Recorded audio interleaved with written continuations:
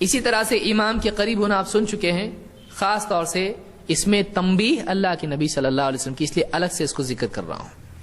اللہ کے رسول صلی اللہ علیہ وسلم نے امام سے قریب ہونے کا حکم دیا ہے۔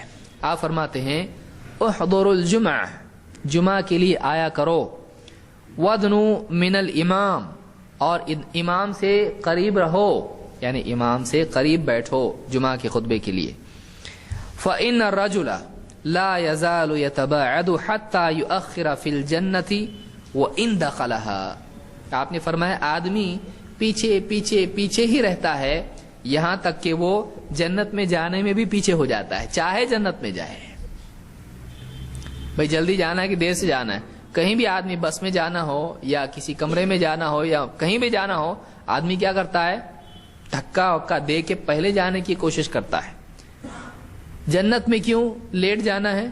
نہیں، جنت میں جلدی جانا چاہیے۔ کیا حشر کے میدان میں رکے رہنا ہے؟ جلدی جانا ہے۔ تو فرماتے ہیں جو دنیا میں خطبے کے لیے پیچھے پیچھے پیچھے رہتا ہے، قریب نہیں رہتا ہے، وہ جنت میں بھی کیا ہو جائے گا؟ پیچھے ہو جائے گا۔ چاہے جنت میں جائے لیکن وہ کیا ہوگا؟ پیچھے رہے گا۔ تو اس کے لیے یہ احمد اور ابو داؤد اور بہقی اور حاکم کی روایت ہے۔ اس سے معلوم یہ ہوتا ہے کہ جمعہ میں آدمی کو چاہیے کہ وہ آگے کی طرف رہے اور جلدی آئے، یہ دونوں چیزیں آتی ہیں۔ ظاہر بات ہے جلدی آئے گا تو کہاں جگہ ملے گی؟ آگے۔